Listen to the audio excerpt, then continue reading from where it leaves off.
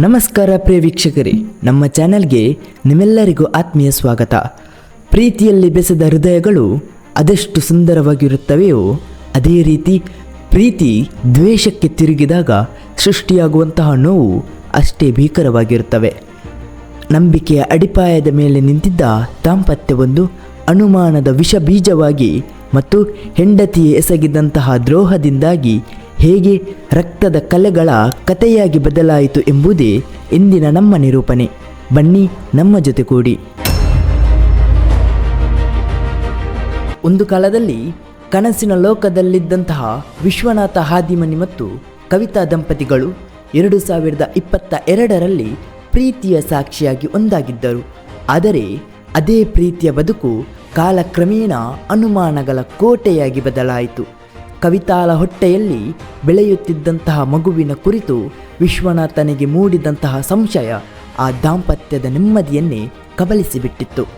ಸಣ್ಣ ಪುಟ್ಟ ಜಗಳಗಳು ವಿಕೋಪಕ್ಕೆ ಹೋಗಿ ಮನಸ್ಸುಗಳ ನಡುವೆ ಪ್ರೀತಿಯ ಬದಲಿಗೆ ದ್ವೇಷ ಹೊತ್ತಿಕೊಂಡಿತ್ತು.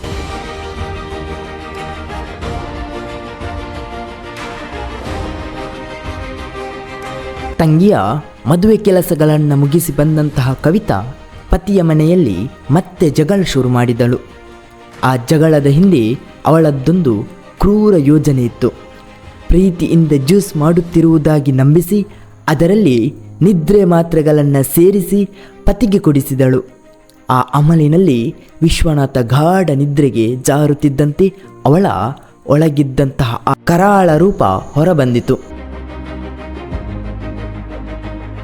ರಾತ್ರಿಯ ನಿಶಬ್ದದಲ್ಲಿ ತನ್ನ ಪಾಪದ ಕೃತ್ಯವನ್ನು ಮುಚ್ಚಿ ಹಾಕಲು ಕವಿತಾ ಮುಂದಾದಳು.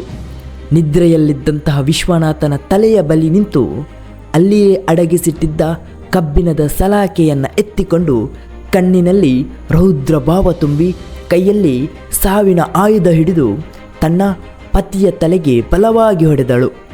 ಆ ನೋವಿನ ಆರ್ಭಟ ತನ್ನಗಾಗುವ ಮೊದಲೇ ವಿಶ್ವನಾಥನ ಪ್ರಾಣ ಪಕ್ಷಿ ಪಾನಿಗೆ ಹಾರಿ ಹೋಗಿತ್ತು. ಮುಂಜಾನೆಯ ಹೊತ್ತಿಗೆ ಅಸಲಿ ಸತ್ಯ ಹೊರಬಂತು.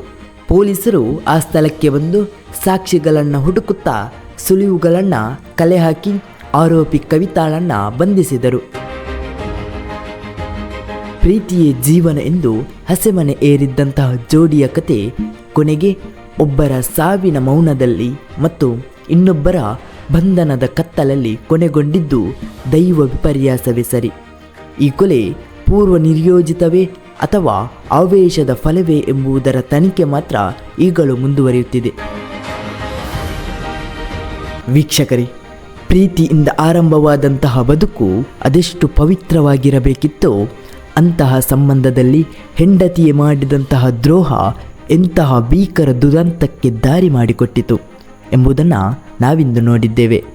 ನಂಬಿಕೆಯನ್ನೇ ಬಂಡವಾಳ ಮಾಡಿಕೊಂಡವರಿಂದಲೇ ಮೋಸ ಮತ್ತು ದ್ರೋಹ ಎದುರಾದಾಗ ಒಂದು ಜೀವವೇ ಬಲಿಯಾಗಬೇಕಾಯಿತು. ಇಂತಹ ಕಠೋರ ವಾಸ್ತವಗಳು ನಮಗೆ ಸಂಬಂಧಗಳ ಮೌಲ್ಯದ ಬಗ್ಗೆ ಮರುಚಿಂತನೆ ಮಾಡುವಂತೆ ಮಾಡುತ್ತವೆ. ಈ ವಿಡಿಯೋ ಇಷ್ಟವಾದರೆ ಲೈಕ್ ಮಾಡಿ, ಶೇರ್ ಮಾಡಿ. ಇಂತಹ ಮತ್ತಷ್ಟು ವಿಡಿಯೋಗಳಿಗಾಗಿ ನಮ್ಮ ಚಾನಲನ್ನು ಸಬ್ಸ್ಕ್ರೈಬ್ ಮಾಡಿ. ಧನ್ಯವಾದಗಳು.